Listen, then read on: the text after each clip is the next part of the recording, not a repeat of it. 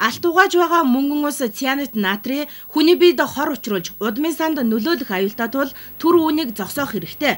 Мөн арх спиртний үйлдвэрийг шууд төрийн мэдэлд байлгах ёстой гэж Чингис хааны менежментийн холбооныхан ярьж байна. Энэ талаарх мэдээллийг хэвлэл мэдээллийнхэн болон олон нийтэд уриалж байгаа нь тус холбооны тэмцлийн нэг илрэл гэж тайлбарлаж байна. Нэг стандарттай, нэг хариуцлагатай тэгээд арх гэдэг бол бизнес байж болохгүй.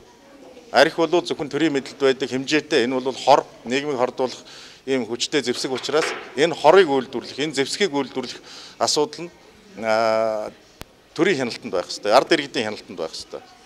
Бизнес угаасаа биш. Тийм учраас арх үйлдвэрлэхийн төлөө уралдаж байгаа энэ бизнесийг өнөөдөр төрийн зүгээс зогсоох ёстой.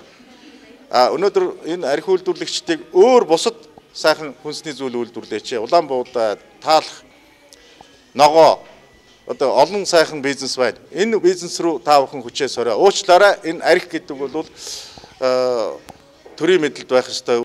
Нийслэл хотоо Чингис хааны нэрээр нэрлэх нь зөв зохистой хэрэг. Иймээс ч бид их Монгол улс байгуулагдсны 800 жилийн ойгоор одоо ч энэ асуудлыг төрийн эрхийг барьж байгаа эрх мэдлэлтнүүдэд санал тавьсан. Гэтэл энэ талаар одоо хүртэл нааштай хариу өгөөгүй байна гэж Чингис хаанаар нэрлэгдсэн холбооныхан хэллээ.